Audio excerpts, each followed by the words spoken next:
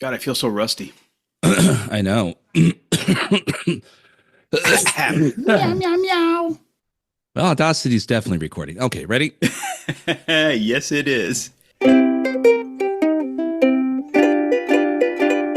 Scott and Keith are titter pigs, yeah. Keith and Scott are titter pigs, oh yeah. They're gonna talk about sweet, sweet RPGs. And it's the Titter Pigs, the RPG podcast.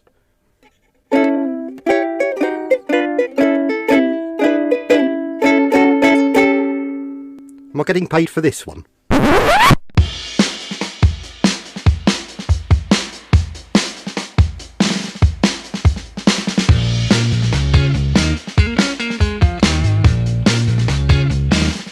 Welcome back to episode 48 of Titter Pigs. Holy shit, Scott, we are at episode 48. We have been on a hiatus for like 2.5 months, according to the freckle on my wrist. Holy shit. What do you have to say for yourself there, Mr. Jost? The Titter who? I mean, does anyone even listen to this podcast anymore? It's been... Hello? Hello, McFly? McFly? Hello? Anybody still there? Anyone? Titter Bueller? Pig. Titter Pig. Yeah, so yeah, it has been a long time, but we're sorry, but we do have reason. Yeah. I'm a little loud. I'm just going to turn it down a little bit if I need to adjust later. There we go. That's a little better. But yes, it has been a long time, but with good reason, and we have been preoccupied with quite a few things, both personal and in regards to the hobby, and we will go into those details as we progress through this episode. Yeah. So, but to try to reel in the rambling, since it's been so long, and kind of scrub the rust off the gears, how would you like to dive into our explanation for being so late to returning to the well, the let's start with the day after we released the last episode and go day by day, hour by hour. Okay. No, let's not do that. That would be boring. Okay, so we're going back. No, that would be very boring. No, so life has literally kicked us in the crotch. Between my chaotic work situation, for those that don't know, I'm a federal civil servant. So, yeah. Ta-da! As you can imagine, for those in the U.S. and probably around the world, you already know, life is chaos for me. Yes. Yes, I still have a job, for those that are wondering. For now, I do. So that's the 800-pound gorilla sitting on my back right now, and still on my back from then till now. And somewhere in all of that, I got COVID. That didn't help. That threw my voice out of whack, caused me breathing issues, and did not make for a good recording experience. Right. So that was problematic. And then we, in all of that, Scott and I picked up a project, which we're going to talk about in depth here shortly. Yes. Yep. Yeah, and as far as on my corner of the globe, aside from same situation, just personal life and everything, one of the things that kind of hindered my availability is we had a short period of time to get a few extra hours of training in before my son went in for his driver's exam, which essentially removed me not just from recording but other things. I had to remove myself from a game we were playing for some time, for a good month it seemed like, and the project, of course. And then I did not get COVID, but you might as well call it the flu with an asterisk, because whatever I had wasn't one of the versions of the flus that have been going around, nor did it come up exactly as COVID, but it literally kicked my ass for almost 2.5 weeks. So that he was a mess. Oh yeah, a complete mess for a good week, and another week and a half of recovering. And still, I'm sure you might be able to hear in my voice, and I'll still have an occasional clearing cough. It's just, and and Keith will back me up on this. When this kind of shit happens, the last thing you want to do is sit in front of a computer for an hour and a half talking on a microphone in the complete worst frame of mind that you can be in. So yes, that's Fact. Yeah, That is an absolute fact. Yeah, and we do have some patrons. Thank you very much, patrons who are listening to this. But it's not like this is our full-time job. It would be a little different if it was, but this still falls in the aspect of we do this because we enjoy it. We do this because it's part of our hobby, our interests. But priorities. They always take precedence. So that's out of the fucking way. Yeah, that's what's been kicking us in the crotch. We did manage to, in between like my COVID and Scott's bronchitis, fluvid, whatever he had. Fluvid, there you go. Fluvid, Montezuma's revenge fluvid, something, whatever it was. God, I wish I had some of that.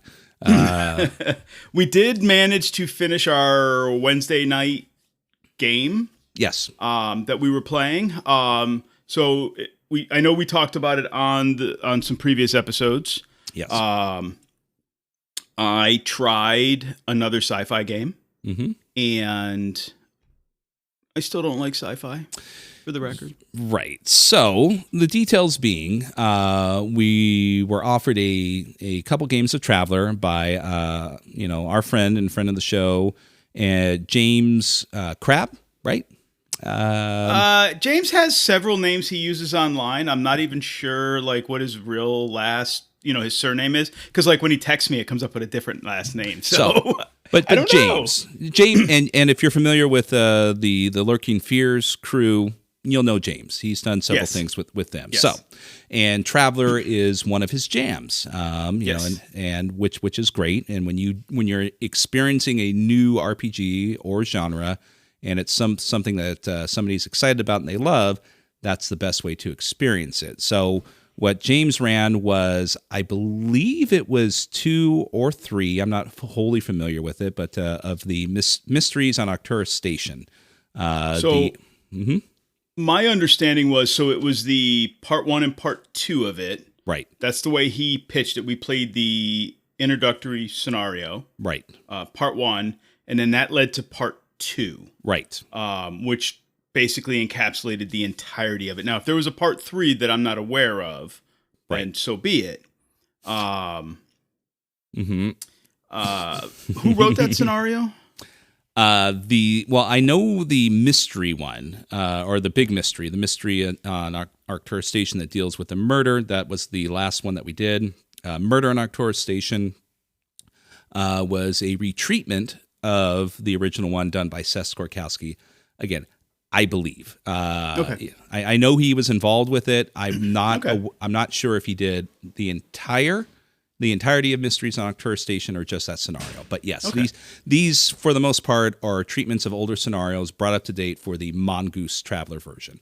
Okay, cool. I just want to make sure credits where credits due and all of that stuff, right? Right. And we get names right. So I have thoughts.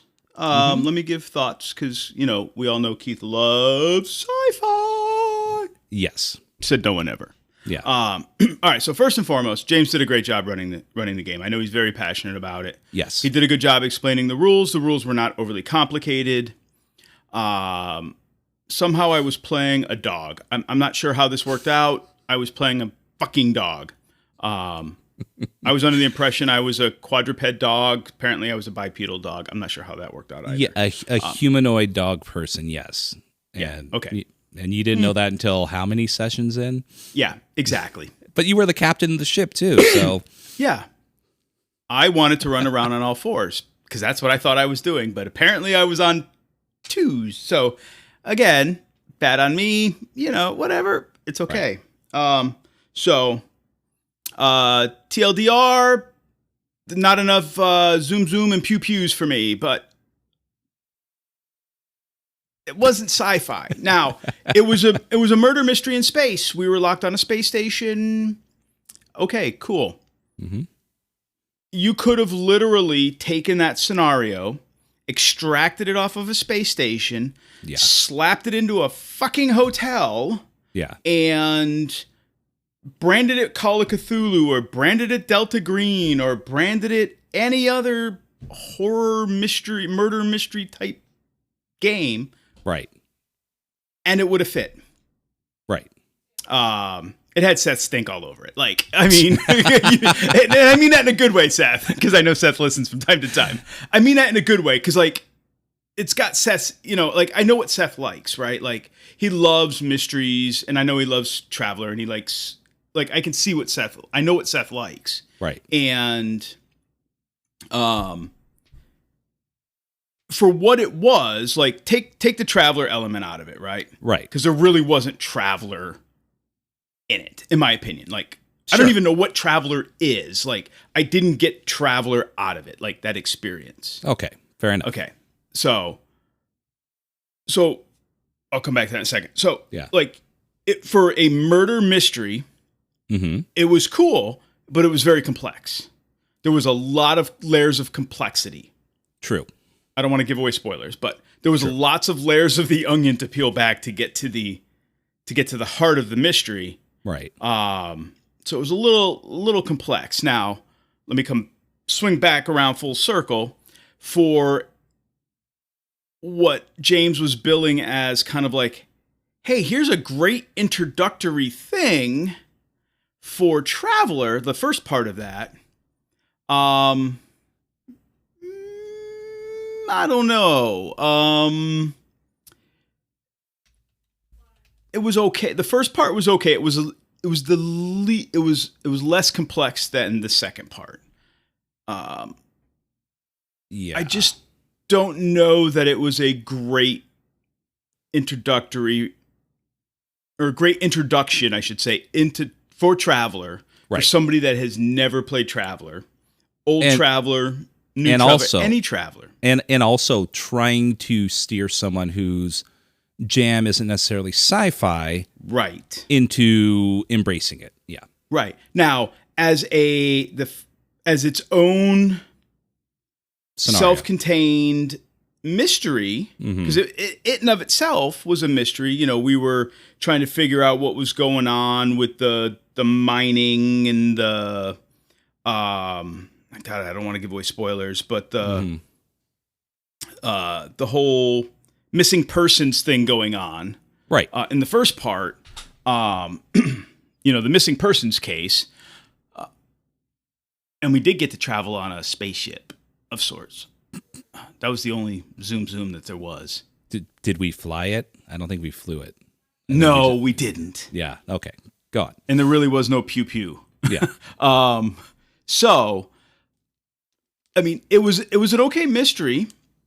Again, you could extract it out and kind of apply it to another situation, and it would work just fine too. Sure.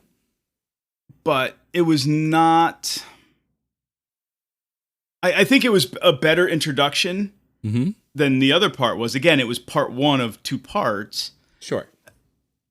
But I didn't get the Traveler vibe, right? Like I didn't feel like I was getting a good introduction and on-ramp into Traveler. Like, yeah.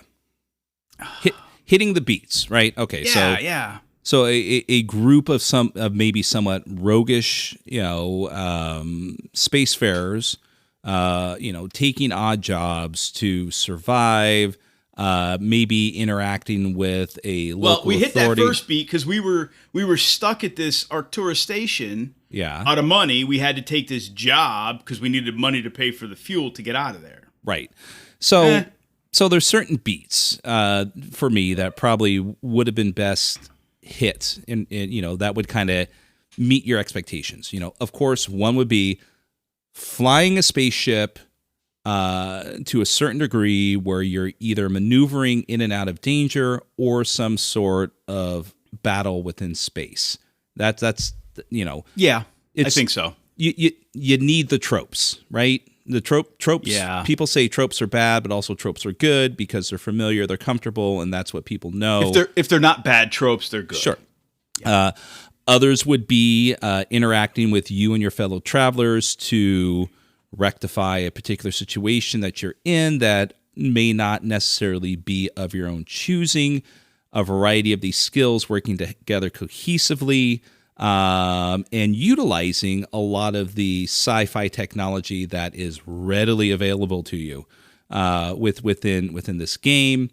Likewise, a nice battle involving pew pews or or even regular slug type guns, but still a space battle, a shootout kind of thing. That's what I felt that was missing, because we didn't really have that. There was that little culminating scene at the end of the game, but it felt very anticlimactic. Sure. Because we had some good rolls, and it kind of prematurely ended the scene, right? Because the rolls were very good, and we did what we needed to do, and meh. This particular scenario for me, and mind you, I am not a Traveler expert. I've been playing in a Traveler campaign for some time now. I'm enjoying it. I've run a couple Traveler scenarios myself. But still, I am not an authority on it, but I do know sci-fi. I'm very familiar with fantasy sci-fi, hard sci-fi, right. all the different, flavors and toppings and all the stuff that comes with it. And of course, I agree. If hey, do you enjoy sci-fi? Not really. Well, let me see if I can change your mind. This particular one would not be a choice of mine at all. And I know there's some people out there that are going to scream. They swear by it. The Arcturus Station Mysteries is one of the best ones to introduce people to sci-fi or ease them into it from another genre. Because I would to that point, it in of itself is not a bad scenario. No scenario and story. No. It's just complex. From a mystery standpoint, it's complex. Yeah, there's a lot of spinning plates in this particular mystery. But it does not hit those sci-fi elements that somebody like me, and maybe I'm just unique because I'm a unique individual. I'm a unique flower. That is not a sci-fi person, and that did not sell me on Traveler. It just didn't. I will stand by that because I feel the same way to a certain degree. This would be a great scenario if we, if you went through a different introduction, we've been playing for a while, and this would be a great one where you're like, hey, I kind of dig this, I'm in. This would be a good one to kind of ease in, maybe, 4 or 5 sessions in. Yeah. And then take it from there, and then after you finish Arcturus Station, we branch out again into the wide world of the universe. Right. But so I'm going to throw something out there, and I know this has also been talked to death, so I'm just going to say it briefly. I have run what other people consider to be a good introductory scenario called High and Dry. For me, High and Dry is going to hit those beats that you're talking about, with some additions and modifications. I've learned this after running it, and I know other people have talking about it. It's not perfect, but it would have given you those little sci-fi tropes that you're familiar with for you to go, oh, I'm going to look at this differently because I'm utilizing the Traveler rules. This feels good to me. And now I can give a good assessment of, maybe not all of sci-fi, isn't for me because of this. Now, there may be other things where you're just like, blah, I don't like it. Laser swords and space Jesus and, crotchety old desert wizards and whatnot. But that one probably would have been a better introduction to put you through. To kind of give you a taste. Is there a space Jesus, really? Can I have a bobble Jesus on the dashboard of my spaceship? I'm talking about Star Wars, you Luddites. I swear to God. Yeah, you know nothing. I don't. I really don't. You know nothing, Keith Snow. But yeah, so not to drag this out further, it probably wasn't the best decision. And I can also see it because like I mentioned earlier, some people feel like it's a good one because it's not throwing all the tropes and sci-fi. I can appreciate that aspect of it. But you were a particular case. You needed the slider to go up a little bit more on the sci-fi thing, and the kind of the familiarity of kind of like a murder mystery. Maybe come down some because that's what I'm used to. Yeah. Yeah. Yeah. But again, I would dare say maybe a year from now, maybe trying it just one more time with like a revised high and dry. It wouldn't be as long, and then I think that would be a good decision. But maybe, But if not, it's okay. It's okay for you to be hateful of things that are good and decent and nice. And listen, I'm not getting any younger. That's all I'm saying. I'm not getting any younger. There's a lot of games out there. Right. As my wife says, life's too short to drink bad beer. So if the beer is bad, dump it out. So I'm just going to leave it. I'm going to end it on that. Do you really want to end it on that? No, we're going to move on to the next subject. Okay. No, maybe I'll return to Traveler again. I don't know. All right. Well, just to put a pin in it, Arcturus Station, Mysteries on Arcturus Station, great scenarios. James ran a fantastic game. He did. No qualms about his game mastering style. Yeah. His ability to run a game is fantastic. Yeah. I would play in a game with James any day of the week. He does a great job. Right. Exactly. So but you just maybe we need you needed a little bit more cheese on that broccoli in order to swallow it. So yeah, maybe we'll see. Maybe space cheese. All right. Wow. All right. So let's talk about our project. So right. Back at the end of January, a friend of ours reached out to us. Right. A friend by the mysterious name of James. Can you pronounce his name yet? Droker? No, it's Druker. Druker. Druker. Say it. Come on, say it with me. Druker. Okay. Drucker. We're getting it. No. You had it right. It's like Smuckers, James, we're right? getting there, buddy. We're getting there. Smucker. Drucker. Oh, my God. Anyways. All right. Are we allowed to say his name? I forget what... I forget the writer sheet he gave us that we can and can't talk about. So, but I didn't sign one. Did you sign one? If you signed one, you're fucked. Not me. I just made sure I got the bowl of green M&Ms. So okay. Cool. Anyways, enough segues. Yes. So we James reached out to us, a friend of ours, and asked us if we'd like to work on a project with him and a group of other writers. And do a Call of Cthulhu project. That's going to be released through the Miskatonic Repository. Mm-hmm. And so that has also been a stealer of our free time. A stealer of our free time, but in a pleasant way. Yes. Because it was very quick after we started this. We there was a bit of apprehension, of course, with anything. Neither Keith or myself, or at least I'm not aware that Keith is, are at any length, experienced professional writers to any degree. I know you've got, probably a bigger background than I just with what you do, but we are amateur in the aspect of scenario writing for publishing, for the most part. Yep. And and there was a bit of talk back and forth about the content and what we're going to do. So it was a little bit of, we were a little bit like anyone. It's like, can we do this? Are we sure? Did we make the right decision? But once the creative wheel started spinning, it just kind of took off, and that kind of it did. But let's be fair though. Let's own this one as even as the creative wheels and gears and cogs were turning. Yeah, and the steam was coming out the ears. Right. There was a whole lot of imposter syndrome flowing. Oh God, yes, that's going to happen. So oh my God. So can we give the basic foundation of what it is? Yeah. So okay. So we have to be. So let me preface what I'm about to say. Yeah. We have to be a little shady about what this project is. Right.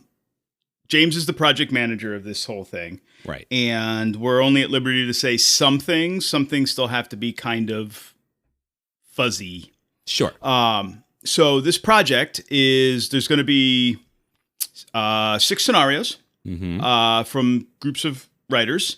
And everybody on the team is, with one exception, which I'll get to momentarily. I'll let Scott say that one.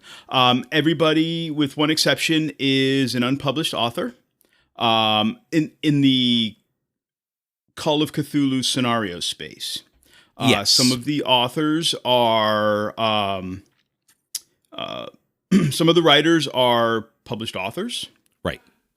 In the fiction space, some are, like Scott and I, truly just unpublished.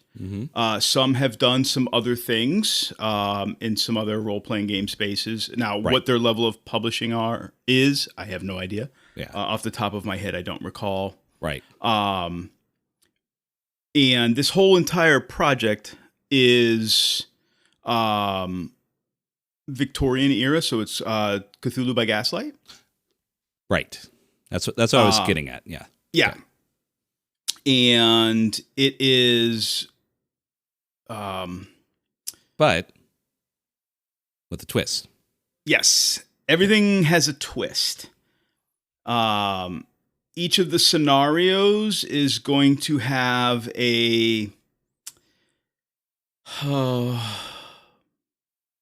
one of my lesser favorite topics. That's why I almost didn't do this project. Like a steampunk or a clockpunk element to it. Yes. That is the twist. That we can say, but we can't tell you like what everybody's scenario is about, obviously. No. Nor will we. No. So Scott, who is the author bringing up the tail end of this project? So, I've said that I've already said that there's like, there's 6 authors, right? Right. Including James. Because you and I are a team. So the project will be 6 scenarios. Right. It's going to be broken up over 3 books. And so it's going to be, for everybody listening, it's going to be broken up over 3 volumes, two scenarios per volume. And it'll have a common name across all 3 volumes, or the series, and it'll be like volume 1, volume 2, volume 3. And but who's bringing up the tail end of that 3rd volume? John Hawk, is that how you pronounce his name? John Hoek? No. So I don't remember his name. Yes, no. So the wonderful John Hook is going to be contributing to the scenario that will be in the final book of the series, and definitely excited to have him on board, and excited to see what his contribution is going to be. So, but yeah, it's an interesting situation that we're in, because of course, Cthulhu by Gaslight has just pretty much released its entirety of both the Keeper's Guide and the Investigator's Guide. So both of the volumes are out for people to start perusing, and learning about it in its entirety. And so with that, that's kind of the primary focus of most of the scenarios that are taking place within the Sierra, and the steampunk clockwork, twist could vary, so to speak. Ours is we've chosen to follow more of the traditional, I guess, for lack of a better term, aspect of Call of Cthulhu, where it's going to be rooted in a realistic historical event. That not only is there going to be a twist based on the Cthulhu mythos, but there's also going to be a leaning towards some clockwork aspects, steamworks, steampunk-ish for that time. That's going to be the edge of what our scenario is about.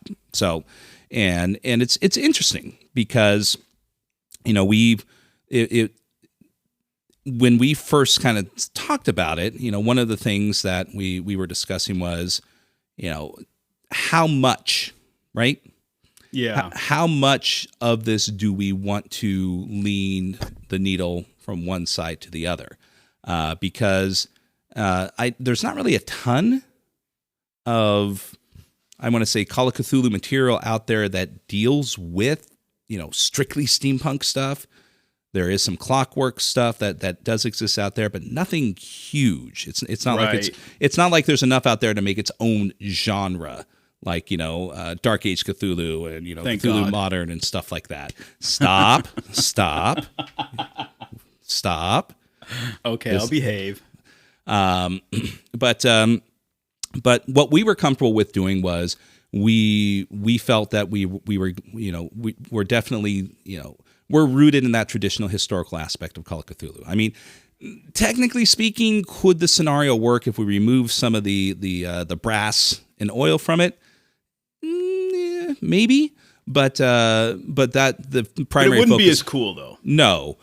But the primary focus of it was, James laid out, this is kind of what we want to lean towards. This is what other people are focusing upon in writing. And so we kind of leaned into that, and the pieces started to fall into place as we progressed through it.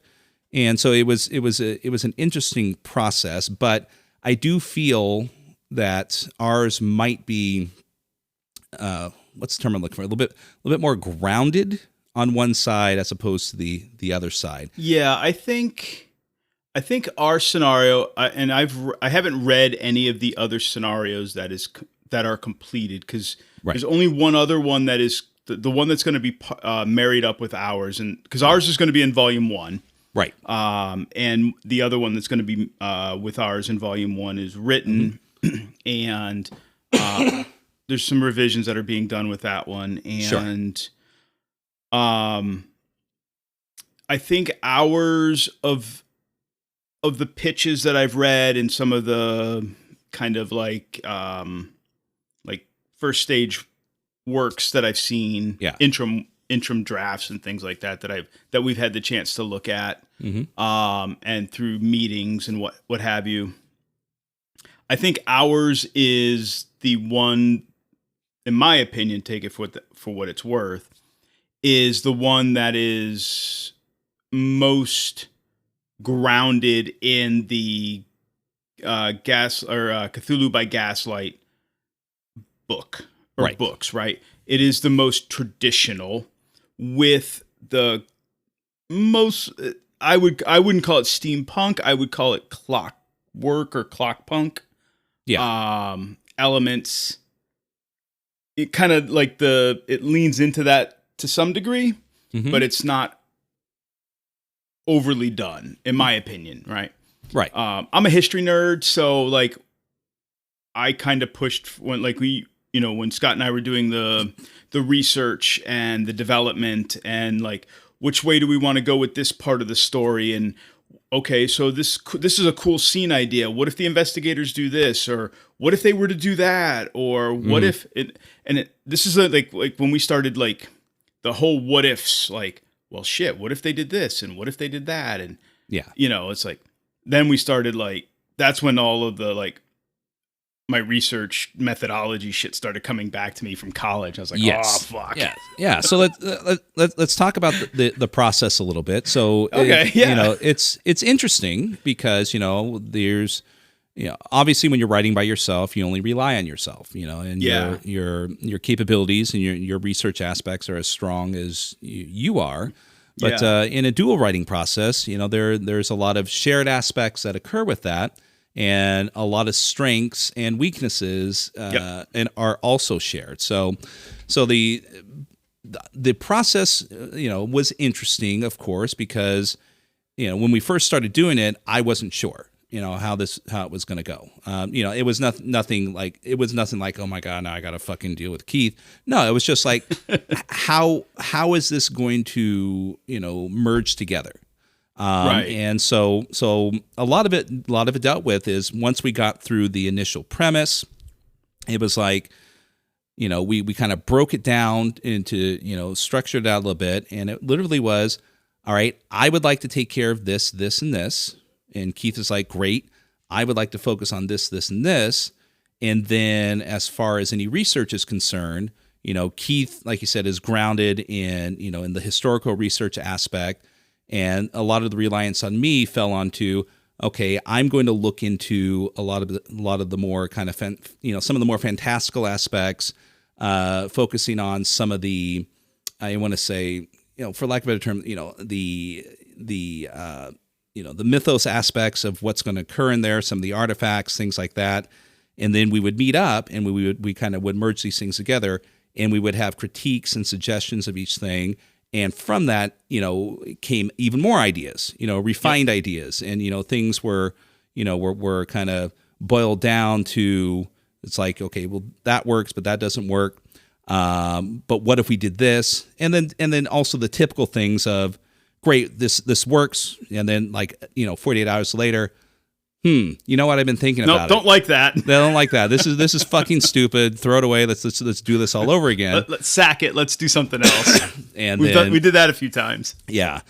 And but no, I didn't see any roadblocks. There really wasn't any creative headbutting. Both of us were very open to particular changes. This was not our precious omnibus that we've been sitting on for years. How dare you suggest this type of change? Probably the only thing that was an issue, and I really wouldn't call it an issue. It was just one of those things where it kind of fell into a minor amount of time issues. Was just that, the time issues. Keith lives 3 hours ahead of me, so Keith's work into this is always going to be hours ahead of mine. Yep. And so I would get messages, sometimes in the morning or the late morning. Hey man, I did all of this shit. Have you looked at it yet? And I'm like, flushing. And I forget that Scott's still in bed when I'm sending messages to him. Flushing the toilet and going out to make myself a cup of coffee and going, I haven't read shit, but then it would be vice versa. Whereas I would be working something like 8, 9, 10 o'clock at night on my end, and then you would get a message. It's the middle of the night for me at 2 a.m. for me, going, "Hey, I just updated this. When you get a chance, take a look at it." And so that was just kind of the only real issue that we had. Yeah, but, really. I mean, we worked well together as a team. I would totally do it again. Yeah. And I think the only real kind of I wouldn't say writer's block, but just kind of where we didn't definitely see eye to eye, and I don't think it was because what we were bringing wasn't worth it. Titles are a bitch. Oh my God. Whether it be the title of the scenario, the title of the chapters, we kept throwing stuff at the board that were kind of like throwing pasta against a wall and see which fucking noodle sticks. And none of it was like, hey man, this is stupid. Why, pull your head out of your ass. It was like, it's okay, but I just feel like there's something that we're missing. Right. We'll kind of put this here now, but we got to think of something better. Because you're always looking for the perfect thing that goes, ta-da! Right. Or the thing that has at the end of a weird comedy flick that has or a Monty Python flick that has the fucking glowing arrows over it that says, look at me, look at me. Right. So, but, and we're still, we kind of have a title. It's a working title. We're not sold on it yet. But neither one of us are sold on it. And mind you, this is out of what, 30, 40 titles? Four dozen titles. Chapter wise, it was somewhat easier, but I just realized that we also have a placeholder for one particular chapter that we didn't change or go back to yet. So yeah, I know we still have to tweak those in second draft after playtesting. But what worked well was really cool was, of course, and not everyone's going to have this if they're writing with someone else, but Keith's obviously rooted and well experienced in the editing and formatting aspect of Chaosium style scenarios. And what that did, at least for me, was here's all my ideas. I'm going to kind of format it the best I can. And then Keith would take a look at it and he would just, dot the I and cross the T's on everything, saying, hey man, Chaosium wants you to do it this way. I'm just going to change this. This wording doesn't really read well. Change this. Here's a better idea. So I was kind of having, at least for my part, the editing aspect of it as we were going along, which was a big help. And then as we were going through it, I got used to it. So when I was then giving my stuff, I would present it with the changes that he suggested prior, and things just kind of slotted and became easier as we went along. But yeah, it was an interesting process, and it's definitely different than doing it on your own. Fact. Because we've got our things we'll talk about once we wrap this up. What else we've been up to. Yeah. But yeah, so we're definitely looking forward to that. We are in the process of play testing it. We're in the process of scheduling a play test for it. Yeah. Yeah. Scott's trying to schedule his play test. I'm trying to schedule mine as we're recording this on the 27th of April. Yeah. So we're both actively scheduling play tests. We have some friends of ours and some other teammates in this project that are scheduling play tests as well throughout the month of May. And so hopefully by the time we get done with the second draft that we turn in as a final, hopefully we will have had 4, if not 5, fully vetted play tests. Yeah. So that's our hope. And before we move on, I think we're kind of like the only thing that we haven't discussed is, what is the scenario about? Now, of course, we can't tell we can't say much. We obviously we don't want to throw out any spoilers at this time, but what we can talk about is the era that it occurs in. For the most part, I think all the scenarios occur between the late 1870s, mid 1880s, for the most part. I think it runs up into the 1890s. Okay. So ours is it's about beep, redacted, beep, redacted. No, I'm just kidding. It deals with the outcome of the last assassination attempt on Queen Victoria in 1882. So fact. That's pretty much all we're going to offer up there. I will hold on. I will add to that because I'm a history nerd. If we haven't already learned this, we incorporated a variety of people and places that may or may not have been involved in that actual historical event, but they will make cameos in our scenario. These are people and places that how should I say it? Were active, real people in and around that time period of March 1882. Sure. So, they will make cameos in the scenario, Holmes, whether they were involved or not. How's that? Yeah. So, Sherlock Holmes, Dorian Gray, The usual suspects that pop into Victorian era scenarios. Yeah. Jack the Ripper. Oh wait, no, he came later. Pre-Jack. Yeah. Yeah. Wait, don't go down that road. Don't go down that road. Oh, excuse me. So that there is eating up a majority of our time because it's literally just, at the end of the day, this is all the time that we had to focus upon, and we were on a situational deadline that changed, which also kind of said, shrunk down the time period we had to get this thing done. So fact. So yeah, absolute fact. Looking forward to it. Looking forward to be able to talk about it in more details once it comes out. And definitely looking forward to, I don't know if I can say this, but James will kill me if I'm wrong. If I can't say this, James is going to kill me, but I'm going to put this out there anyways. Ballpark release date for Volume 1 is sometime in July. So look for our scenario sometime in July, Volume 1. And if James does, I will go back and edit over this with something. Yeah, that's all right. I wrote a blog article and I included that in there anyway, so that'll publish in like a week or two, so he can kiss my ass. Love you, James. Hey. What just dinged? What? Hold on, something dinged on my end. Let me figure out who the hell that was.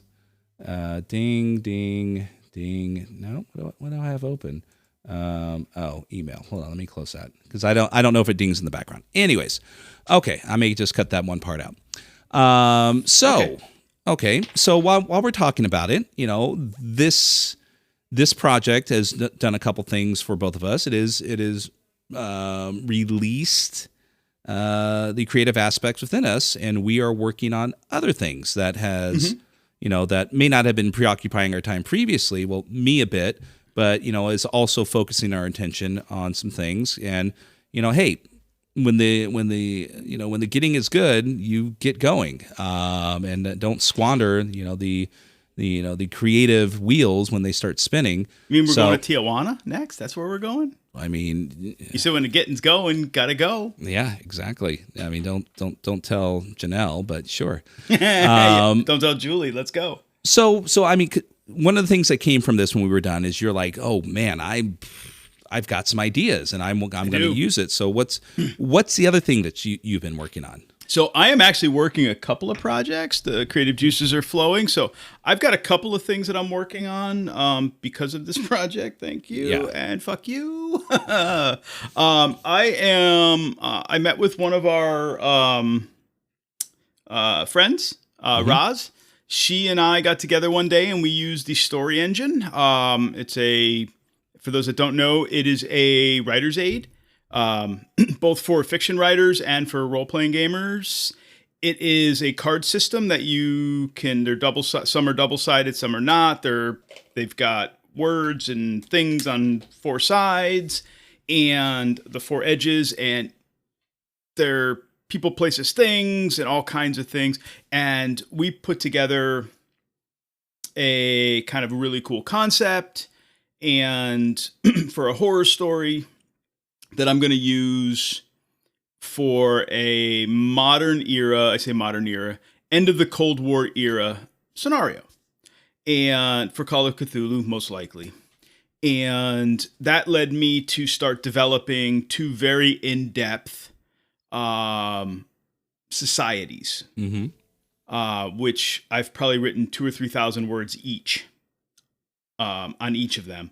And then that led me to start going down the road of I'd like to start doing a multi-era campaign. Right. Which I've started writing. Cool. For, again, most likely Call of Cthulhu. Today, or this weekend, this past weekend, but in earnest this weekend, I started writing a Cthulhu Dark Ages scenario, which is where this campaign will start. Mm-hmm. It will start in the Dark Ages. I don't know what the middle scenario will be, like where it will be, and then it will culminate in probably the late 70s or in the early 1980s. But eventually, it will feature these 2, societies, right? Because they will be like at odds with each other.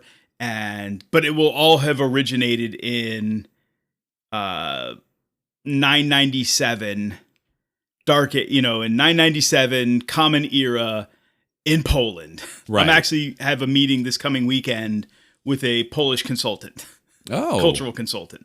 Yeah, like professional. I mean, dude. One scenario written, someone's a professional. No, it's actually a Polish company I do some editing for. He's helping me out. So I'm kind of like working those. I've got like several different directions. I'm kind of working all of those things at once. Right. I'm writing kind of like scenario pitches, like just when ideas pop into my head. I've got like a Microsoft OneNote notebook where I'm writing pitches, like just scenario ideas. And then I actually went out and found in the public domain some travel guides to London. Mm-hmm. And I've started looking at the idea of, these are from like the 1870s and 1880s. Mm-hmm. Updating them and converting them to modern language because they're very verbose. Like one of them's like 530 pages. Right. And for the purposes of tabletop role playing.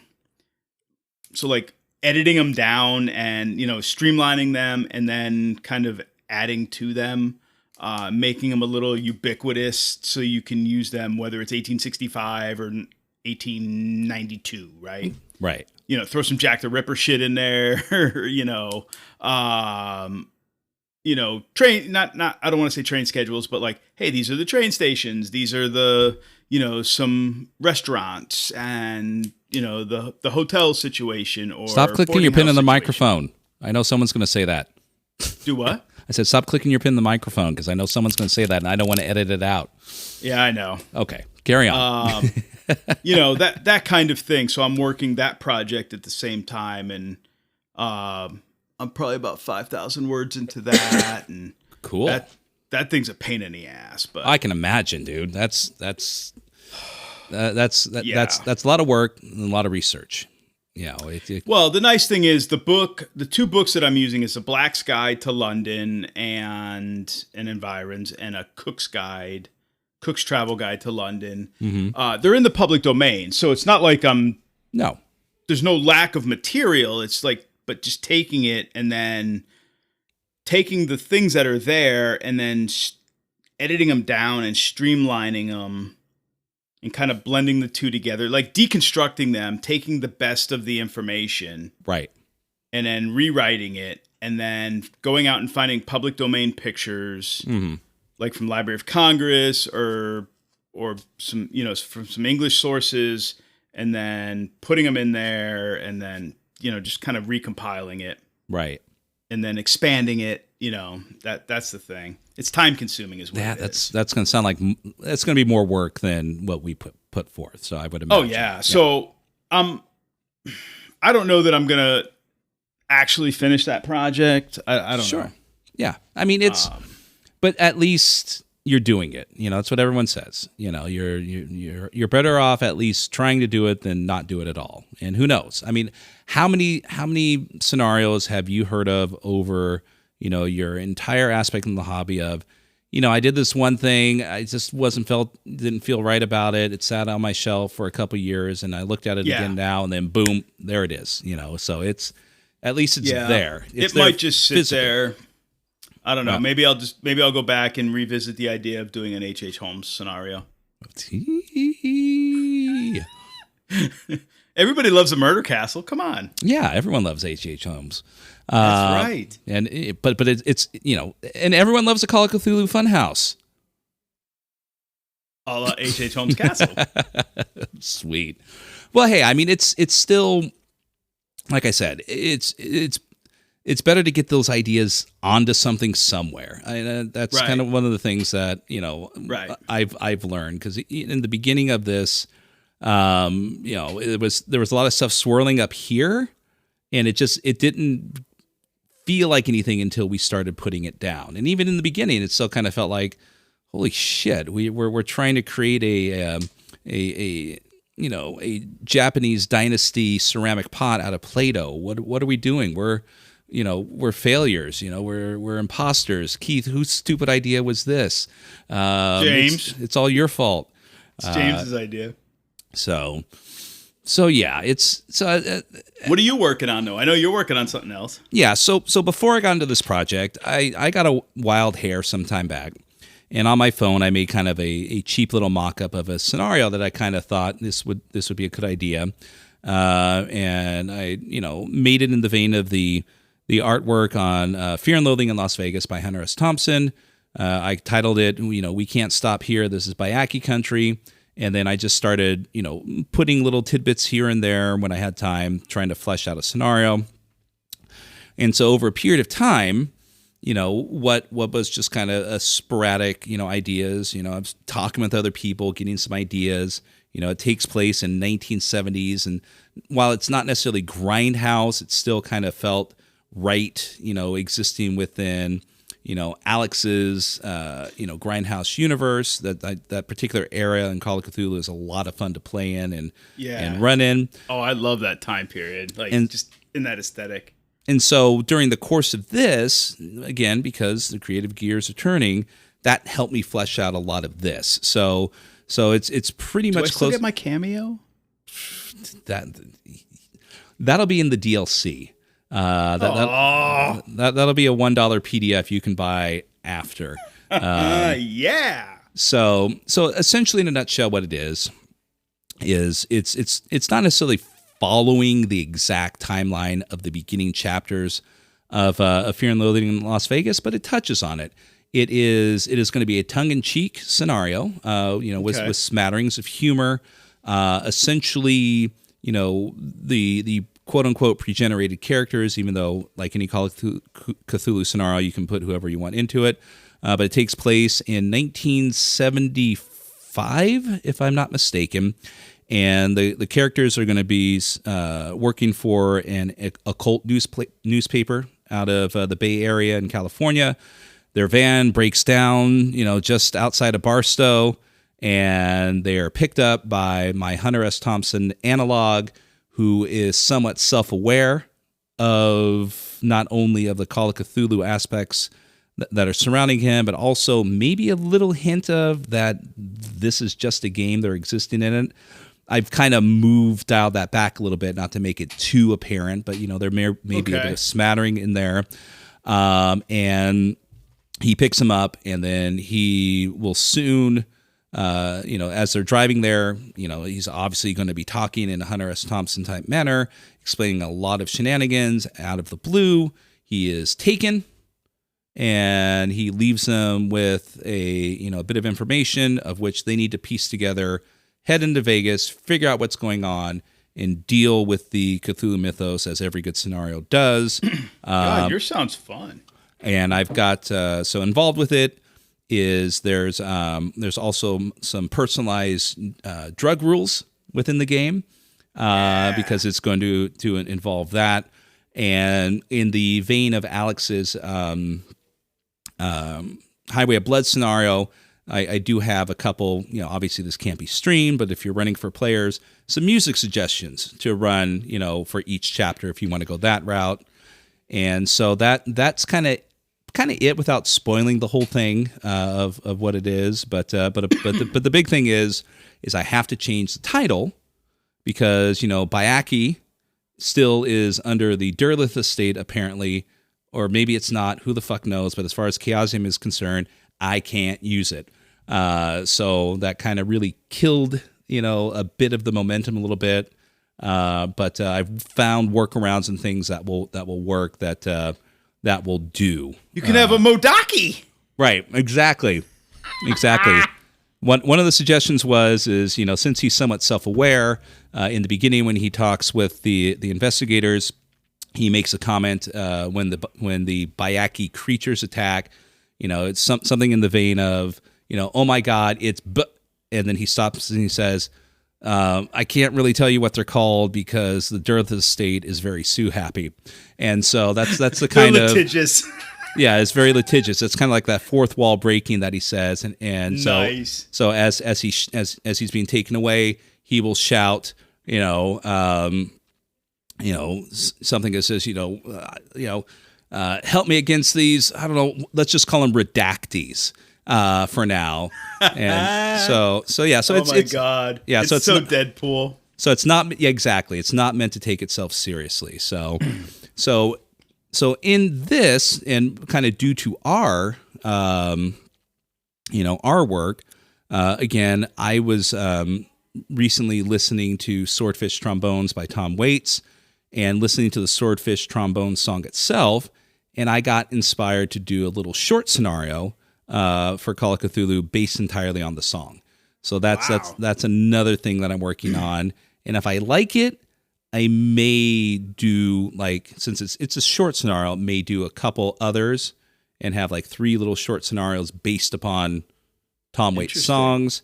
Now, of course, I've got to look into the legality of it. I don't know if I can use Swordfish Trombone or any aspects of his music within the scenario. We keep this up, we're going to have to start a publishing company. Yeah, and imprint. 2 old idiots have a podcast, LLC. 2 Fat Lardies is already taken, bro. It's a war game company out of the UK. Nice. See, your scenarios are whimsical and fun. I didn't even tell you what my medieval one was about. Oh, okay. Well, go on. Is it whimsical and fun? No. Well, fuck. I don't want to hear about it. No, but I mean that's kind of what helped out. That was kind of a big thing when we were co-writing because, a lot of the more fantastical thing. I'm not saying a lot, but some of the fantastical things was I kind of took the helm on that. You were the historical grounding cornerstone of it, and it just Right. worked. It's like Yeah. it worked. You're you're McCartney and I'm Lennon, or okay, you're Lennon and I'm Stalin. Whatever grouping you want to use. Okay. But yeah, Wow. you're whatever. I've lost my train of thought. But anyways, no. Okay. But no, there was a lot of complimenting things in that. Yeah. No. The being a partnership worked out great for our scenario for James's project. Yeah. It absolutely did, and I would totally do it again. Yeah. So that's kind of additional things that we've been doing that will probably preoccupy our time, not as intensely, but we'll definitely add to the conversations, as we start, adding more episodes again and things get easier as we roll into the summer. Of course, rolling into the summer for me means that my kids are out of school, my wife is on summer break from teaching, so personal responsibilities fall to the wayside in certain aspects. So to some degree, they do for you. Yeah. I like being an empty nester.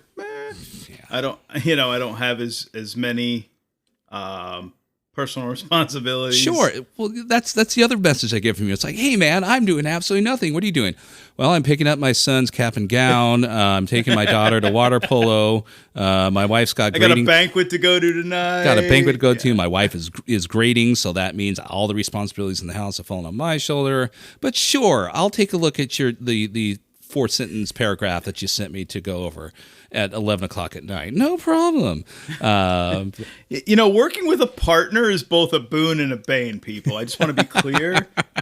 But in all honesty, though, so I just for the record, for posterity, working with you, Scott, was absolutely awesome. So. Cool. Am I dying? Yeah.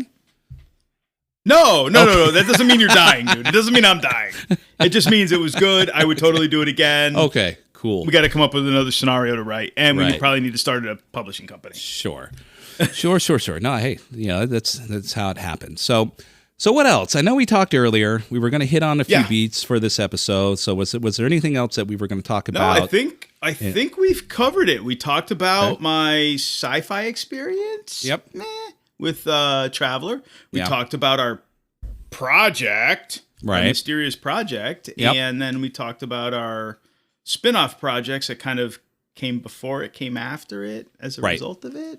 Yeah. And that was kind of about it. Cool. We do. Oh, I know what it was. We do have some irons in the fire. We can't we're working on filling our scheduling calendar. So we are not neglecting you guys and gals and folks. Yeah. We have some topics of discussion in the hopper. We have some folks we are doing some scheduling with to try to get them on the calendar for interviews. Yes. So big interviews. Looking forward to it. Yeah, we're all right. So just for the record, we're not specifying who. No. Because in case things fall through the cracks, and scheduling falls through, obviously we don't want to disappoint. So, but we are trying to put those pieces into place to get some interviews lined up over the next few weeks. Mm-hmm. So fingers crossed. We got a couple of big interviews we're trying to line up. Yep. Trying to think, what can I say on that? Hurry up so I don't have to edit out the dead air. Yeah, no. It's not Mickey Mouse, but maybe Donald Duck. No, I'm just kidding. No, but we can't say anything. We know we're excited for these interviews. We're excited for you to listen to these interviews. And as always, things could change. You never know. But nonetheless, I would much rather, say, hey, we've got something coming than ending our episode with our fingers in our noses. So we don't want to make promises that we obviously can't keep. So yeah, exactly. Just know that we are working behind the scenes to hopefully provide you guys with the interviews that you're going to find interesting. Yeah. So just know that's in the works. Yep. And Scott and I have a hopper full of topics. We just got to find the time, obviously. Yep. and get that scheduling going as soon as your son graduates from exactly. high school, college, middle school, whatever he's in. High school. So yeah, and as I knew it was always, one of them. And as always, still, I know it's been some time, but would love to hear from you. If you guys have any suggestions that you would like us to talk about, if you have people, or is there someone that you would like to maybe see about having us interview or talk about, their game or whatever it is in their hobby, definitely send us our way. You can always comment on somewhere within the podcast, or you can email us at titterpigspod@gmail.com. Or message us on any of our socials. You know where to find us. It's not please not that difficult. So shit. I just got a text from my daughter saying, "When are you going to be done?" Because I was supposed to do something with her. So I think that might be a good point to end it. Love family, yeah.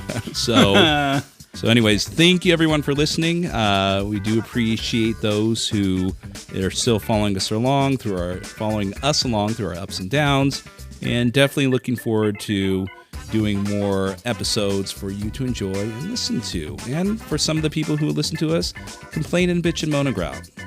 We love you too. Yes, we love you also. Mwah, mwah. All right. Well, from the Titter Pigs, hopefully we haven't left your mind space entirely. Until next time, everyone, have a wonderful time and happy gaming. And happy gaming.